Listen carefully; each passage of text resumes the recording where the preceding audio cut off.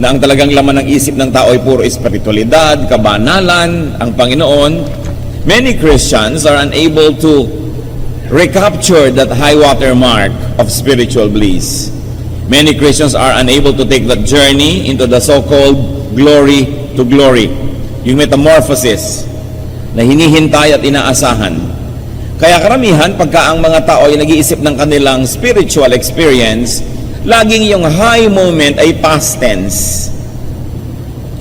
Iniisip nila na nung araw, nung bago tayo sa Panginoon, nung bago pa ako sa Panginoon, kulay rosas ang paligid, puro Diyos ang laman ng aking isip, puro kabanalan ang aking layunin. Pero laging tinitingnan yon as a distant past. Because many people are unable to keep it or to improve upon it so that they really journey from glory to glory. Yung po mga ibang Christians, ang nagiging spiritual life nila parang roller coaster. Up, down, liko, akyat, panaog, at gano'n na lang ng gano'n. At yung roller coaster, kahit na 10 oras kang sumakay, pagbaba mo, nandun ka pa rin sa pinanggalingan, walang narating. Then there are Christians naman who get trapped in a flat line, spiritual non-growth.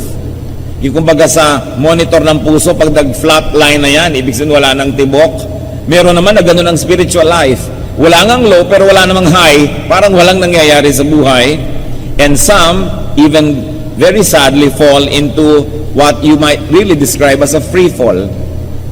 Yung parang hulog ng hulog ng hulog ng hulog, laglag ng laglag, at pababa ng pababa ang spiritualidad. Paano kaya lalago talaga ang tao nang walang tigil sa Panginoon? Sapagkat sa maiksing buhay na ipinahihiram sa atin, mula nung nagkaroon tayo ng spiritual encounter, nung born-again experience, nung rebirth na yan, maiksi lang ang panahon para makalapit ng malapit ang tao doon sa nawala na kanyang katangian na maka-Diyos. How can we really grow spiritually from glory to glory?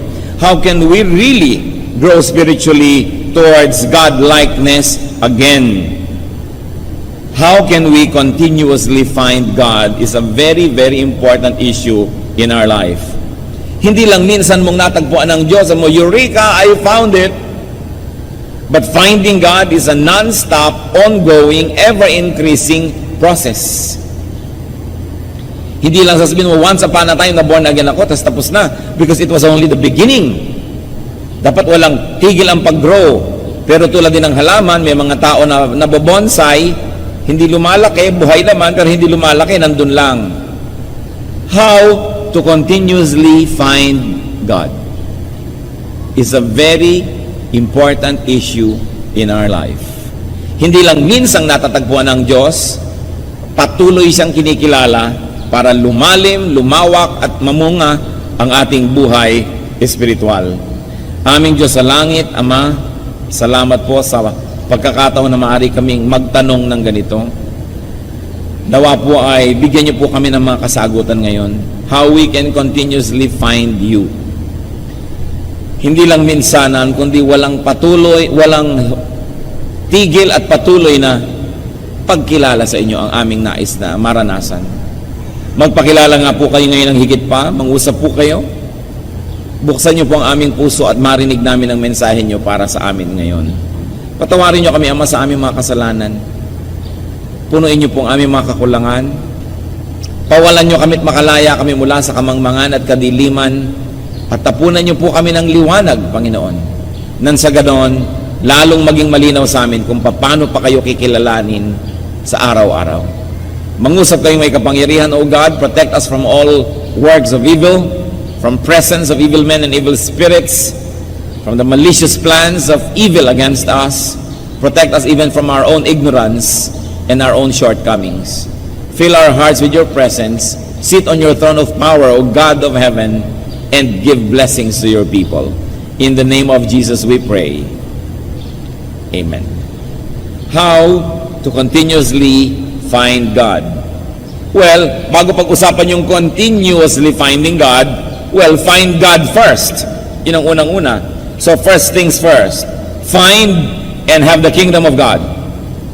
Find and have the kingdom of heaven in your heart. Because this is the center of the teachings of Jesus, the kingdom of heaven. At pinaulit-ulit na ito po ay lagi kong kinukot sa mga tao, Dahil ang priority natin kung minsan hindi yung priority ni Jesus. Ang priority niya is the kingdom of heaven. At maraming haka-haka ang mga tao tungkol sa kingdom of heaven. Iniisip nila, parang kaharian na physical, bababa kasama ng mga ulap. Luke 17:20-21, merong nakikipanayam sa Panginoon ng mga magagaling sa relihiyon.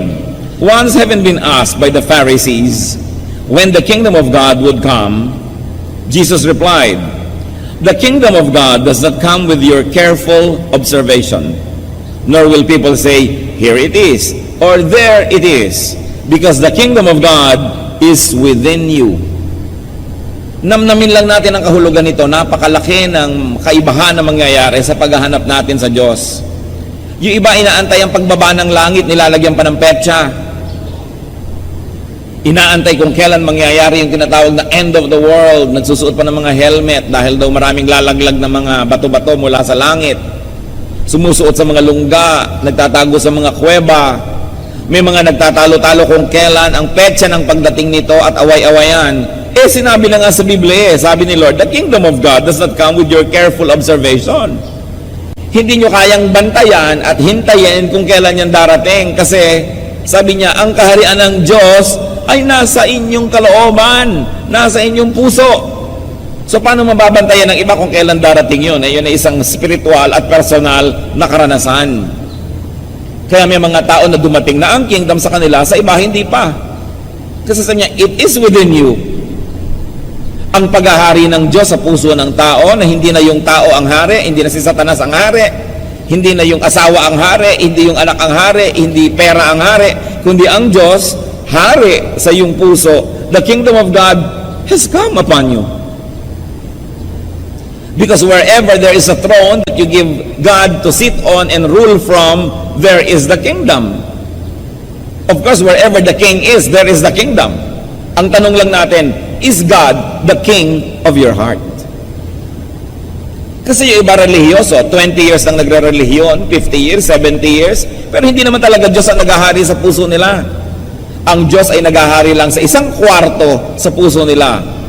Halimbawa, sa Sunday morning, o kaya sa kanitawag lang religion. Pero hindi Diyos ang Diyos sa kanilang negosyo. Hindi Diyos ang Diyos sa kanilang romantic life o love life.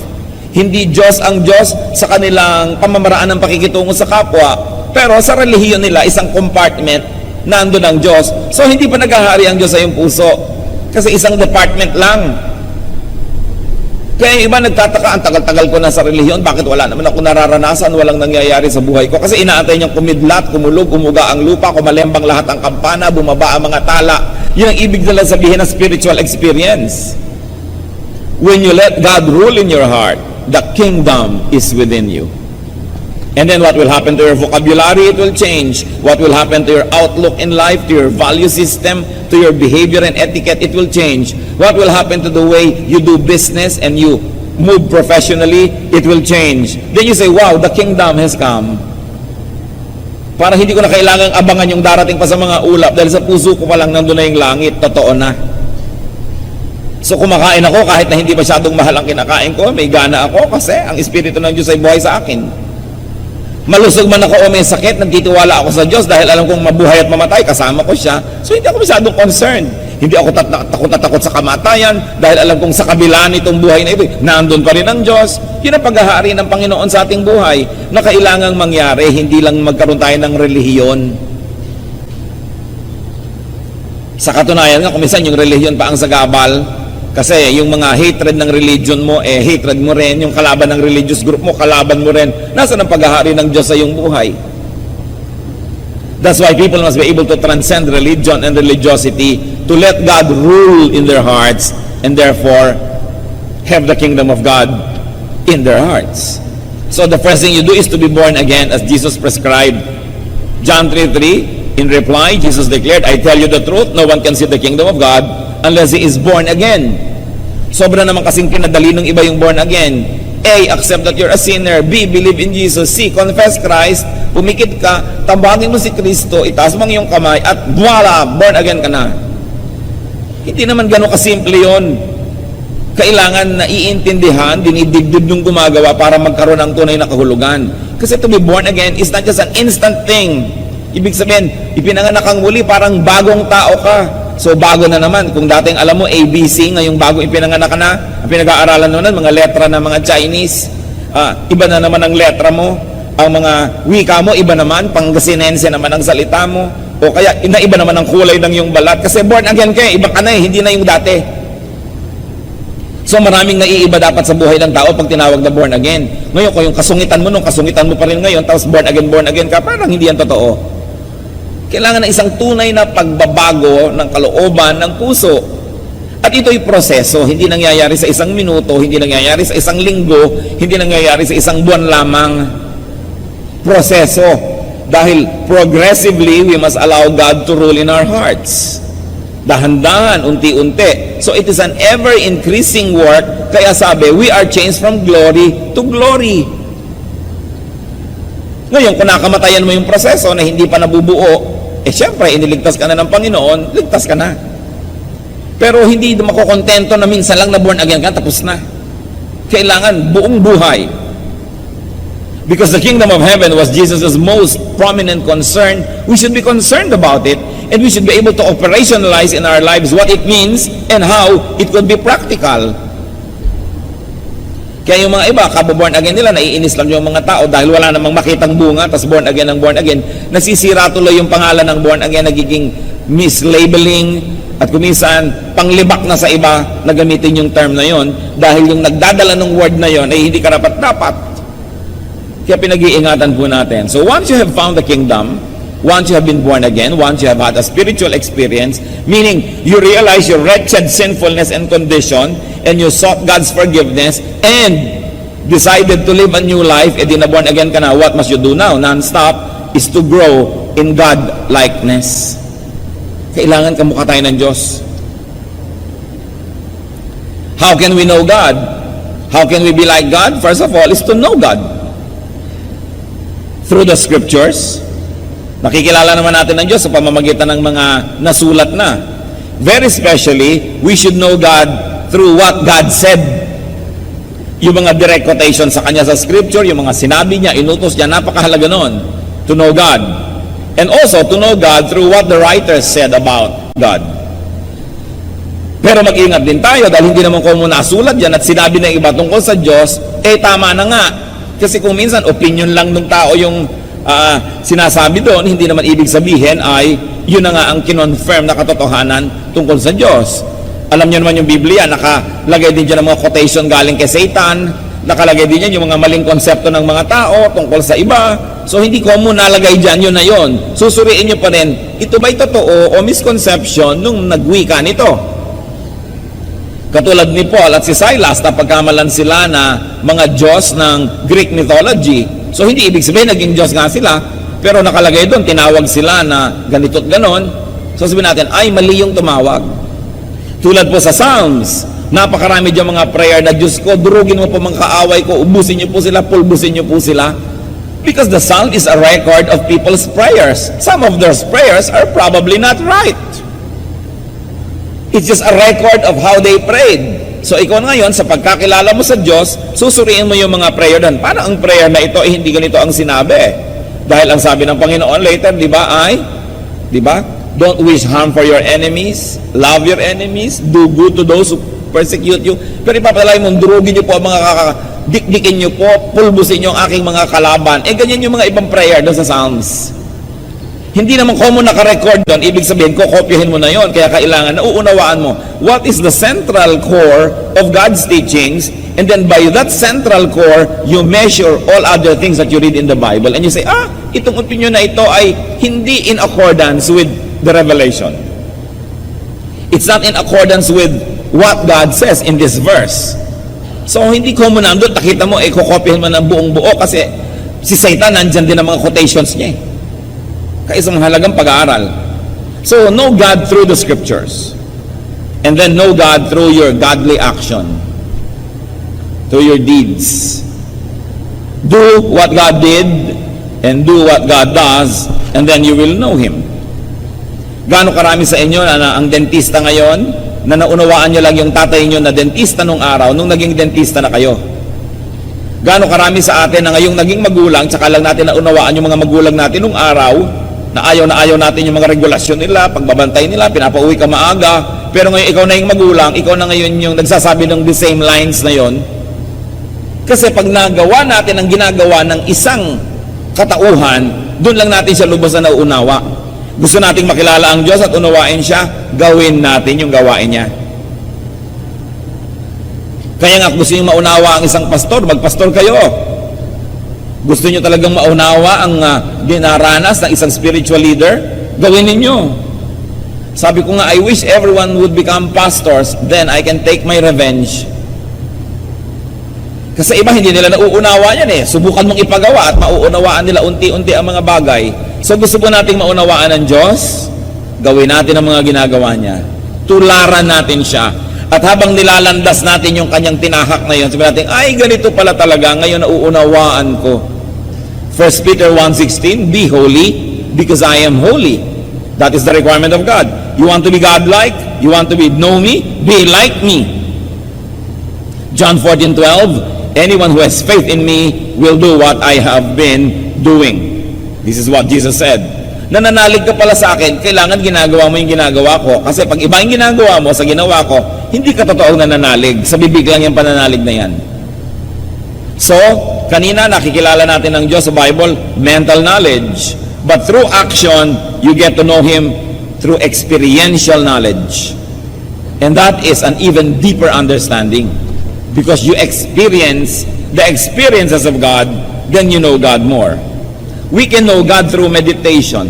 Very important. Kulang na kulang ito sa mga buhay ng maraming mga mananampalataya. Kulang sa meditation. Magpe-pray pero shopping list ang prayer, request list. Puro utos. Hindi meditation yun.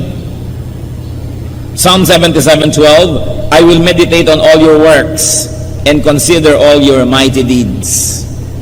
So pag gusto nyo mag-meditate on the works of God, you concentrate on one work of God and just focus on it and think about it and let it sink down into your heart. You want to meditate on God's Word, hindi naman magbabasa ka ng 10 chapters. Meditate on one sentence, meditate on one idea, and just dwell on it. Ibabad nyo ang sarili nyo sa isang sentence, sa isang katuruan, sa isang word, and you meditate, and wonderful things happen. Even scientific findings show us that meditation helps to increase the cerebral cortex, that part of the brain responsible for many things. Sinukat po nila yan, at nasusukat na kasi ngayon, yung mga mahilig mag-meditate, humapal yung cerebral cortex sa kanilang brain. Talagang may nangyayaring pagbabago, at di po ba ang sabi, be changed by the renewing of your mind. So if you really want to change, something has got to change in your mind. If something will change in your mind, something's got to change in your brain. Kaya mahalaga rin yung mental and meditative process as part of our spiritual growth. May nangyayaring kababalaghan pagka tayo ay nananahimik lamang and we focus on one aspect, one word, one characteristic of God. Marahil yan ang ginagawa ng Panginoong Jesus na magdamag, sinasabi nandun siya sa tahimik na lugar. Hindi naman siguro siya magdamag na nananalangin, literally, kasi sabi niya, your Father knows what you need before you ask Him, let your words be few. So anong ginagawa niya magdamag? Nag-meditate, marahil siya. Yung ayaw niyang paabala, he will focus on one character of God or one word and meditate on it. Remember, for anything to change in your deeds, something's got to change in your thoughts. And for our thoughts to change, some changes must happen in our brain. Kaya hanggang hindi natin kinakaladkad yan at isinasama sa ating buong metamorphosis, kulang at kulang din. Meditate more. It is important. Yan ang nawala sa buhay Kristiyano ngayon, yung reflection and meditation. Importante. Know God through God's personal revelation. May revelation sa atin, sa Bible. May revelation sa atin sa pamamagitan ng mga patotoo ng iba, payo or counsel ng iba, pero meron po mga revelation ng Diyos na napaka-personal, kailangan yung marinig ang kanyang tinig, though not literally, kailangan nananahimik and let God reveal Himself. Amos 4:13, He, referring to God, who reveals His thoughts to man, the Lord God Almighty is His name. So God reveals His thoughts. Kailangan natin yung ganung spiritual experiences na nakikita natin yung hindi natin dating nakikita, nadidinig ang hindi nadirinig. It is a spiritual journey at kailangan personal ang approach nyo dyan. Hindi nyo yan makukuha sa pag-attend ng Bible study, sa pag-attend ng worship, sa pag-attend ng fellowship. May iba kayong nakukuha sa mga ganong group activities, but you must never neglect your personal fellowship with God. Yung solo kayo lang ng Diyos, nananahimik ka at pinapakinggan mo ang kanyang tinig because God reveals Himself. Know God through a deep understanding of God's image in you. Isa pa yung kulang sa pagkilala natin sa Diyos. Huwag na kayong lumayo. Kilalanin ninyo ang inyong sarili at may makikita kayo na imprint of God's image. Genesis 1:26, then God said, let us make man in our image, in our likeness. Kung minsan nire-neglect natin ito, na-appreciaten that we were made in God's image. May bakas ang personalidad ng Diyos sa ating personalidad. Hanapin nyo yon. May bakas din si Satanas. Okay? Kasi nai-influensya niya tayo. Kuminsan nga siya pang mas maraming bakas. Pero may bakas ang Diyos sa atin. Na kung yung bakas na yun ay kinikilala natin, pinapakain natin, pinapalakas natin, yun ang lalaki ng lalaki. The image that was lost in the Garden of Eden. Not totally, but was damaged when Adam and Eve sinned. The image of God that was damaged when we committed personal sin and when we continue to commit sin. But there is that image of God in us. Genesis 2:7, the Lord God formed the man from the dust of the ground and breathed into his nostrils the breath of life, and the man became a living being. Hiningahan tayo ng Diyos. Literally or not, symbolically or not, there is an aspect, an element of God that was given to us. Kailangan nating hanapin yun, bungkalin, palaguin. And how do you do that? In the easiest way, imitate God.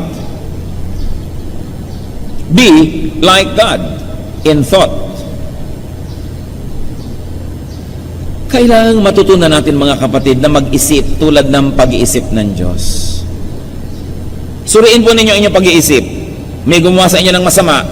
Anong number one tendency natin gawin?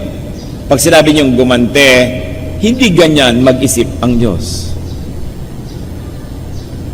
Pag may nakita tayong umuunlad ang buhay, maiinggit tayo, hindi ganyan mag-isip ang Diyos. Pagka may nakita tayo na pag-iiwanan na tayo, gusto natin siyang hilahin pababa, hindi ganyan mag-isip ang Diyos. May nagugutom, meron ka namang maibibigay, hindi ka nagbibigay, hindi ganyan mag-isip ang Diyos. Paano tayo magiging kawangis ng Diyos kung di muna tayo mag-iumpisang mag-isip tulad niya? Kaya gawin niyo mga kapatid yan na habit. Sabihin niyo lagi sa sarili niyo, pagka medyo nag-iisip kayo ng medyo mala sa tanasya, sasabihin mo, hindi ganyan mag-isip ang Diyos. Pagka hindi ibinibigay ng mister niyo ang buong sweldo, sabihin mo, darling, hindi ganyan mag-isip ang Diyos. Diba? Pagka naman kinukupitan kayo ng asawa niyo at ibinibigay sa kamag-anak, sasabihin mo, dear, hindi ganyan mag-isip ang Diyos. No? Pagka sinasabi sa inyong overtime, hindi naman pala sa mo, hindi ganyan mag-isip ang Diyos. Napakahalaga, lalong-lalo kung sa sarili natin i-apply eh.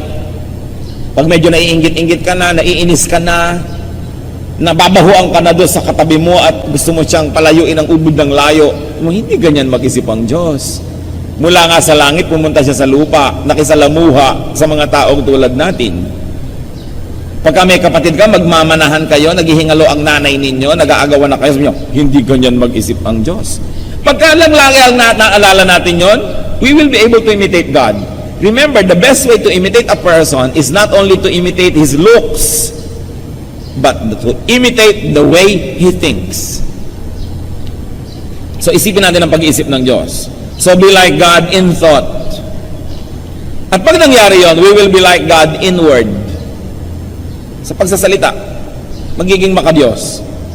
And of course, we will be like God in action.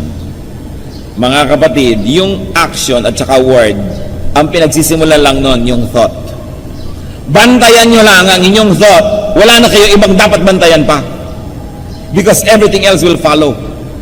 When you think like God, you will automatically be like God. You don't have to be watchful about everything else. John 14:12, I tell you the truth, anyone who has faith in me will do what I have been doing. This is Jesus speaking. He will do even greater things than this. Sabi niya, naniwala kayo sa akin, gagawin niya lahat ng ginawa ko. Sa katunayan, mas marami pa kayong gagawin. Mahihigitan niyo pa ako.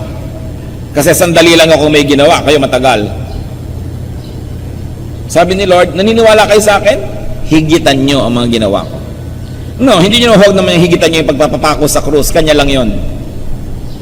Yung kabutihan niya sa mga kapuspalad, yung pag-unawa, pag-intindi, pagtuturo at pagtutuwid niya sa mga naliligaw ng landas, yung pakikasalamuha niya sa mga sinners and tax collectors and publicans. Hindi ko mo relihiyoso, lumalayo sa taong ganon. Nakikisalamuha siya dahil siya ay salt of the earth, light of the world. Tularan natin siya. Kung minsan ang layo-layo na natin kay Jesus. Ang layo-layo na natin sa isa pa nating hinahangaan na si John the Baptist. Ang mga relihiyoso sa daang nakaraang panahon hanggang sa ngayon, pag sinuri nila yung kanilang behavior, lifestyle, and religious activities, ibang-iba sa ipinakitang halimbawa ng Panginoong Jesus. Meron pa mga nagtatanong, Pastor, papayagan ho ba natin pumasok dito yung mga naka-jogging suit? Dahil naglalaro-laro dyan, mag-worship. Bakit naman hindi? Sa palagay nyo kaya kung darating dito si Jesus ngayon, nakakurbata? Kung darating kaya ngayon dito si John the Baptist ay nakabarong Tagalog, mga Jeprox nga sila nung panahon nila. So bakit hindi? Pero hindi, wear your Sunday best. Yun ang ngayon ang culture ng church. Although hindi naman masama, ha? Pag naaalala ko na, naku, para kayo mga long sleeve at para mga ibuburol, kulang na lang bulak sa ilong. Yun daw ang pagharap sa Diyos. Well, hindi yun masama. Hindi ko yun kinokontra. Presentable kayo, mabuti. Pero huwag yung husgahan, yung gusgusin na dumarating. Kung yun na lang ang damit nun. At para sa akin, kasi naman hindi siya umaten, kahit ano na lang, dumating siya dyan, huwag lang siyang hubot-hubad dahil baka naman tayo magambala. Pero huwag hinuhusgahan ng tao sa itsura, sa ganyan. Diba? Sasabihin pa natin, linggo dapat Sunday. May linggo ba sa langit? God is timeless. But it's nice to wear your best so that you look good for God. But don't judge people who don't share your opinion about dressing. Dahil may kani-kanyang kalagayan tayo. Kung may mga nagtitinda pa buong madaling araw, nagtinda pa dyan sa Nabotas, tapos pupunta dito para mag-church, ine-expect nyo ba na bihis na bihis? Di dala niya, banyera, may mga dala siya mga kaliskis, at kumatalsikan kayo, pasensya kayo, dahil ganyan mag-isip ang Diyos.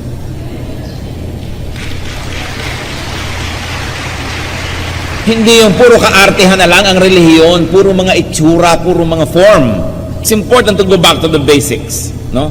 Sabi ni Lord, gagawin niyo yung mga pinaggagawa ko. Ano ba mga ginawa niya? Hindi ba't naglilinis ng lambat yung mga mangingisda? Uupo siya sa bangka at makikituro siya doon. Hindi naman siya humingi ng pulpito. Nakisalamuha siya sa mga tao. Hinihipo niya yung patay, hinihipo niya yung may ketong, pinupuntahan niya yung mga possessed, nakikipagkwentuhan at kumakain siya sa dulang ng mga makasalanan. Kaya yung marami sa atin, mas maarte pa kaysa kay Jesus. Kaya dapat balikan natin yung basics. And in this area, when we move like God, we fellowship with God at work. And there's no better fellowship than to fellowship at work. Kaya kahit yung mga social workers, meron silang mga immersion. You have to immerse yourself in this community, in that group, para maunawaan mo sila. Si Lord nag-immerse sa tao, hindi lang siya nag-utos mula sa langit, bumaba, nagturo sa tao, nag-immerse. Ganon din ang dapat nating gawin. Matuto tayong makisalamuha. So you want to continuously find God? Return to the image of God in you. Which of course was compromised when man fell, when Adam and Eve sinned, when you and I continue to sin. Colossians 3:9-10. Since you have taken off your old self with its practices, put on the new self, which is being renewed in knowledge in the image of its creator. Sabi dahil total, hinubad niya rin lang yung dati niyong pagkatao nung tinanggap niyo si Jesus, lubos niyo nang isuot yung bago niyong pagkatao. No? Na patuloy na binabago, patuloy na pinalalakas, at inilalapit doon sa wangis ng Diyos, sa wangis ng lumikha sa atin. So kung ang kabanalan ng tao at pagiging makadiyos ay nasa ganitong level, dahil sa kasalanan ay bumaba ng bumaba, nung tayo ay na-born again o tinanggap si Jesus at nagsisi, ay tumigil ang pagbaba. Ano ngayon dapat mong gawin? Umakyat ka uli unti-unti para bumalik ka at lumapit ng lumapit dun sa original image that was lost in the Garden of Eden. So the first purpose of life is to stop your descent. Pigilin ang pagbulusok pababa. At ang susunod, baligtarin yun, umakyat naman ng umakyat. So we are being renewed, being made more and more and more and more like God. Yun ang goal natin ngayon kung tumigil na yung pagbaba nyo. Pag sinabi natin, kilala ko na si Jesus, tinanggap ko na si Jesus, etc. So ngayon, dapat ngayon ay sundin natin ang sundin ng kalooban ng Diyos para bumalik ng bumalik yung pagka-Diyos na ibinigay sa atin nung nilikha ang tao. The image of God that was given to us must be revived, redeveloped, so that it can flourish once more, just like before Adam and Eve fell. Yun ang goal ng buhay, to be holier and holier, to be more and more like God. So how else do we continuously find God? Look for God everywhere. Hanapin nyo ang Diyos sa lahat ng dako. Find God's image in other people. Halimbawa, tingnan nyo yung katabi nyo ngayon. Nababakas nyo ba sa Kanya ang luwalhati ng Diyos? Kinilabutan siya, pero meron yan. Dahil nilikha tayo ng Diyos eh. Kaya ang mahalaga, lalo sa mag-asawa, hanapin nyo sa isa't isa yung wangis ng Diyos. At you will fall more and more in love. Pero oras sa pinagtuunan nyo yung wangis ni Satanas, dahil nandun din, you will fall out of love. Alam nyo kung ano yung love? It's only a decision what to look at. That is love. Kaya mga magulang, you always decide to look at what is good in your son or daughter. Kahit ang nakikita ng kapitbahay yung bad, ang nakikita nyo yung good. Kasi you decide to look at it. So, ang pakikitungo natin sa kapwa, pag sabi yung bad yan, hindi lang siguro siya bad. Siguro, you are looking for what is bad. That's why, that's what you see. Because if you also look for what is good, you will also find something good. Because even being bad is difficult to perfect. We are not perfect, so nobody can be perfectly bad. Meron pa rin yung good. Kaya mga kapatid, pag may nagsusumbong sa akin, alam niyo po, bad siya, bad siya, bad siya. So kapatid, maaring totoo yung sinasabi mo, pero ibig sabihin din yan, you are looking for the bad. Wala ka na bang sasabihin sa akin na good niya? Wala po. Wala kang tiningnan o nagbubulag-bulagan ka. Kaya hindi credible ang sinasabi mo. Para sa akin po, sino ang credible person? Yung may sumbong man siya na negative, may dala rin siyang positive. Kasi pag puro negative ang sinasabi niyan, propaganda yon.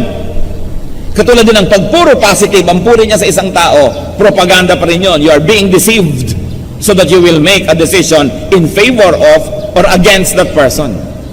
Do not believe anybody who comes to you na ang dala lang one-sided good or one-sided bad, because people are complex. Inside us, there's some good, there's some bad. What you feed and what you develop will become the master. Pero meron pa rin yun na nandun na another personality na maliit lang yung papel niya. So what you look for in people also tells you about your kind of eyes and your kind of heart. So, hanapin natin yung mabuti. You want to find God? Sabi ng iba, sa ko po ba hanapin ang Diyos? Hindi ko na mahanap. Look for God's imprint on people. Tingnan nyo ang mga tao sa paligid nyo and you will find parts of God's character. You will find God's gifts. You will find God's power. There are people who are very powerful when they speak. That comes from God. There are those whose personalities are so powerful they can move others, especially to positive action. That comes from God. Look for people's creativity. May ang galing sumayaw, ang galing tumugtog, ang galing magpinta, ang galing magkarpentero, ang galing mag-repair ng kotse, ang galing magtanim ng halaman. Galing yan sa Diyos, because all creative talents are from God. Look for beauty because God is God of beauty. Then you will find God in people. And when you do that, praise God. Sobra ka nang nagbubulag-bulagan pag hindi mo nakita ang presensya ng Diyos sa lahat ng bagay. Kung ikaw nga ay microbiologist, tingnan mo sa mga microscope, nandun ang work ng God. Kung paano yung mga molecules ay umaayos-ayos. Even sa physics, sa chemistry, makikita mo yung mga electrons, protons na nag-iikutan in order para mga planeta na may mga orbit na sinusunod. You know that there is a grand designer. God is everywhere. Kaya kailangan nating tingnan. What you do not have, you find everywhere. Only you do not look at the right places. So it is important.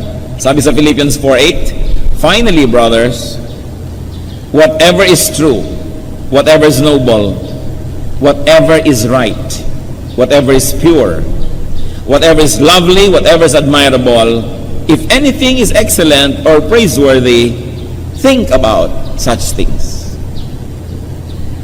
We are a product of how we think. Kaya mga tao, kung minsan tumataas masyado ang presyon, bumibilis ang tibok ng puso, ang pulso, nagkakasakit-sakit, kasi may sakit ang paraan ng pag-iisip nila. Sick thoughts render sick bodies. Kaya pati yung mga gagaling, kailangan sa isip nila magbago ng pag-iisip. Hindi yung mga inom sila ng inom halimbawa ng pampakalma, tas ang iniisip nila lahat ng pampainis. Hindi katatabla ng gamot.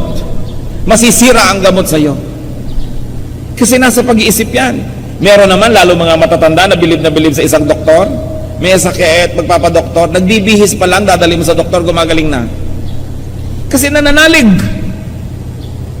Yung pag-iisip natin, yan lang ang makonquer natin. Ikaw na ang makapangyarihang tao sa balat ng lupa dahil yan ang pinakamahirap supilin.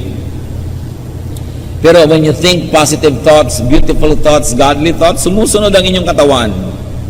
Subukan nyo, halimbawa ngayon, exercise.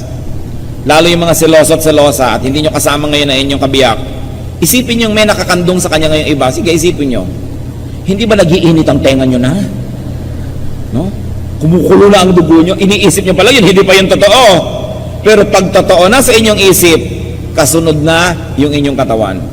Kaya yung pag-iisip, yan ang kinokontrol. Be transformed by the renewing of your mind. Pero, kaya yung mga iba, subukan yung pumikit. Mag-isip kayo ng napakagandang tanawin, mga lunti ang bundok, mga ibong humuhuni, mga batis na sumasayaw sa paligid ng mga bato. Di ba napapangiti kayo at nare-relax? Word pa lang yung naririnig nyo sa akin, ha? Hindi ba nakikita yung totoong bato? This is the power of words. Kaya pag may narinig kayong salita na sinabi sa inyo, lalo yung minura kayo, para kayong nakuryente, para kayong tinamaan ng kidlat, may talab. Word lang yon, sound waves.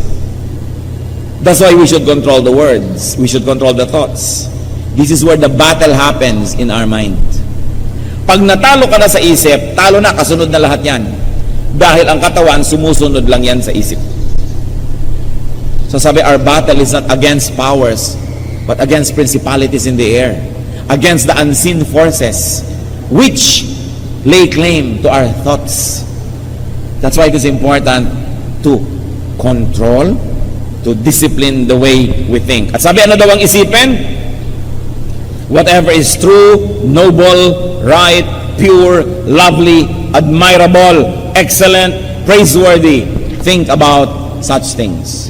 And may I say, apply this when you think about your husband or wife, about your mother or father, about your son or daughter, about your daughter-in-law, about people at the office, people in your school. Think about these things. Kailangan nating palitan ng pag-iisip tungkol sa tao. Because our thoughts have mysterious ways of becoming real. And very importantly, in our search for God, find God's image in creation. It's a challenge and a wonderful journey of discovery. Find God in nature. Hindi naman ibig sabihin yung dahon dasambahin mo dahil nandun ang Diyos. Tingnan niyo yung gawa ng Diyos doon sa dahon. Makikita niyo na may gumawa niyan.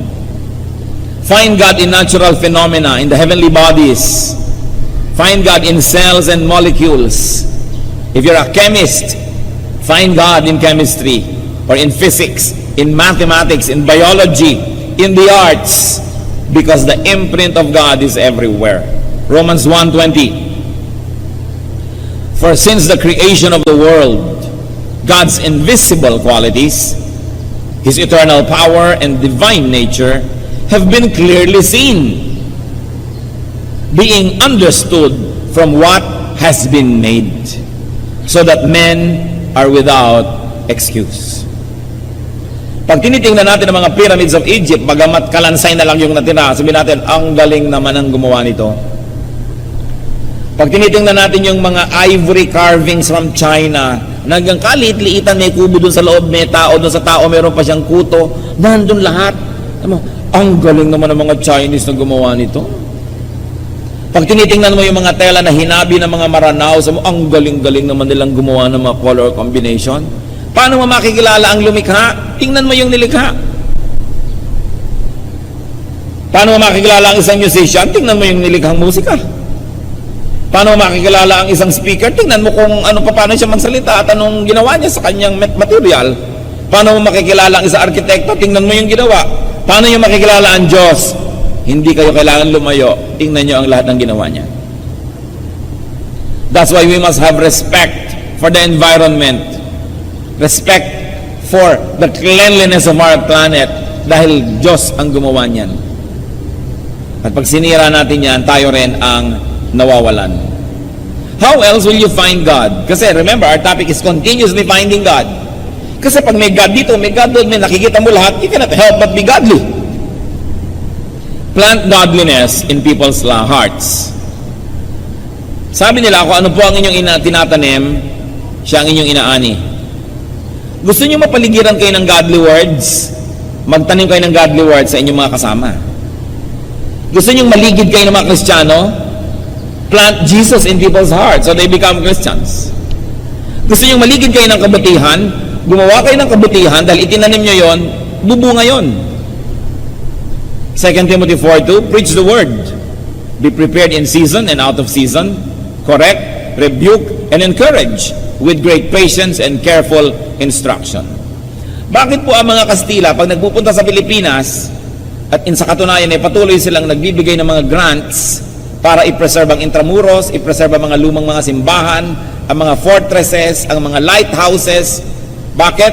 Ba't ang mga Kastila ngayon, kahit saan pumunta sa Pilipinas, makikita nila yung mga simbahan, yung imprint ng kanilang relihiyon. Bakit? Kasi nagtanim sila dito ng daang taon. Daang taon sila nagtanim. Kaya kahit saan ka tumingin ngayon, ang focal point ng ating mga plaza, mga simbahang Katoliko. Diba? Sa ating architecture, mga bahay na bato, yung mga ginawa nung period na yun, kasi ang dami nilang itinanim eh. Bakit kahit saan ka nila ngayon pumunta, nag-i-English sa mga Pilipino? Kasi itinanim ng mga Amerikano yung wika nila sa lahat ng elementary schools sa buong Pilipinas. Dahil nagtanim sila, umaani sila. Bakit hanggang ngayon wala pa tayong pambansang wika talaga na napaka-effective? Hindi naman natin tinataniman eh. Yun nga mga taga-region number ganon, gusto man nila uwitin ang pambansang awit sa kanilang dialect. Ayaw nilang gumawa na isang buong pambansang wika para sa lahat. Aamin basta yung wika namin ang gagamitin namin. Kaya hanggang ngayon, wala tayong na-evolve na talagang isang effective national language. Siyempre, kung hindi kayo nagtatanim, wala kang aanihin. Sasabihin natin, sobra naman ng Espanya ang impluensya sa Pilipinas, sobra namang naapin, ang kutakot-takot na Praile, ang napakaraming tao. Nagtanim sila eh. Magtanim ka ng mabuti at masama, aani ka nun. So tayo, gusto nating maligid tayo ng godliness, di magtanim tayo ng godliness. Gusto nating maligid tayo ng mga mananampalataya, di magmisyon tayo at magtanim tayo sa mga puso. Gusto niyong maligid kayo ng kabutihan, magtanim kayo ng kabutihan. Proverbs 11:30, he who wins souls is wise. Galatians 6:10, therefore, as we have opportunity, let us do good to all people, because what you plant is what you harvest. You harvest what you plant. It's a very basic reality. Galatians 6:7, a man reaps what he sows. Kung anong itinanim, aanihin. So when you replicate your godliness in other people, when you plant the Word of God, when you do good deeds, eventually you will see God everywhere. And you will see God in everyone's heart. So you want to continuously find God? Exalt God everywhere. Purihin siya. Itaas ang kanyang pangalan kahit saan. Worship God anywhere and everywhere. John 4:21 and 24, Jesus declared, "Believe me, woman, a time is coming when you will worship the Father, neither on this mountain nor in Jerusalem. God is spirit, and his worshipers must worship in spirit and truth." So when we worship everywhere, then God's glorious presence will be everywhere. No believer of God must feel alone, because God is always around. Psalm 139, 7-9. Where can I go from your spirit? Where can I flee from your presence?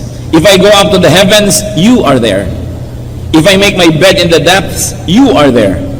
If I rise on the wings of the dawn, if I settle on the far side of the sea, even there your hand will guide me. Your right hand will hold me fast. In other words, saan man ako magpunta, O Diyos, naroon po kayo. God is everywhere. Something is very wrong if people do not find God. If people do not find God, it only means that they close their eyes, they refuse to see God, because the imprints of God's presence are everywhere. Matthew 7:7, "Seek and you will find." At yan po ang gusto kong iwang tanong sa ating lahat. Are we seeking God? Yung pag-attend ng ganitong mga public events is an act of seeking God, but it's not everything. If it's the only thing you do, well, you will find a bit of God, but you will probably not find enough that it becomes glorious in its proportion in your life.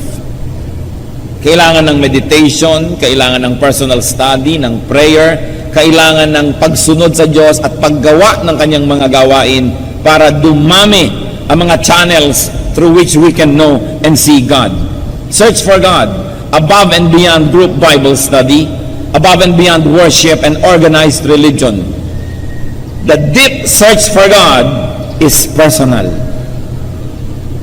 Hindi pwedeng i-regulate ng leader, ituro kung saang chapter. It is a personal quest.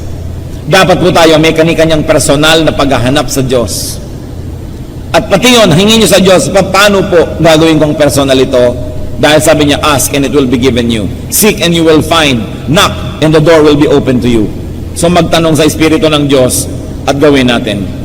Find God and enjoy God. Deuteronomy 4:29, "If you seek the Lord your God, you will find Him, if you look for Him with all your heart and with all your soul." Aming Diyos, gustong-gusto po namin kayong lalong makilala. Gustong-gusto namin, Lord, na maging personal ang relasyon namin sa inyo. Gustong-gusto namin malapit sa inyo. Ituro niyo po sa amin, Panginoon, kung ano ang mga hakbang na dapat namin gawin bukod sa mga ginagawa na namin ngayon para lalo namin kayong makilala. Sa amin, Panginoon, ang mga kapatiran na hindi malaman kung paano ito gagawin, kahabagan ninyo at ituro nyo sa paraang mauunawa namin at magagawa kung paano kami malalapit sa inyo. More than religion or religious activity, we like a personal relationship with you, O God. Yung relasyon na mayroon sa Adan at si Eva nung paman. Yung relasyon nila Noah sa iyo bago pa man nagkaroon ng templo o organized na relihiyon. Yung pag-worship sa iyo, Panginoon, at pag-aalay maging ni Job na ginagawa niya mag-isa. Bago pa na-develop ang temple and temple worship, bago pa naging elaborate ang religion, gusto namin kayong makilala sa ganun ding paraan.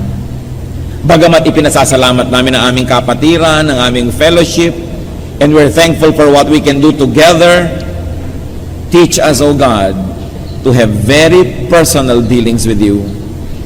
And may you also deal with us in a very personal way. Reveal yourself to us. Mga kapatid, sa ilang saglit ng katahimikan, manalangin tayo. Hilingin niyo sa Diyos na magpakilala pa sa inyo. Hilingin niyo sa Diyos na magbukas pa ng mga mata na nakasara hanggang ngayon. Hilingin niyo sa Diyos na kung ano man ang dapat gawin upang ayon tayo sa kanyang kalooban, madinig natin ang kanyang tinig, ay ipagkaloob niya sa atin. In silence, seek God. And there is no doubt He will answer because He likes to be found. He likes to be known. He likes to be close to us. Be with the Lord and ask Him to reveal Himself to you.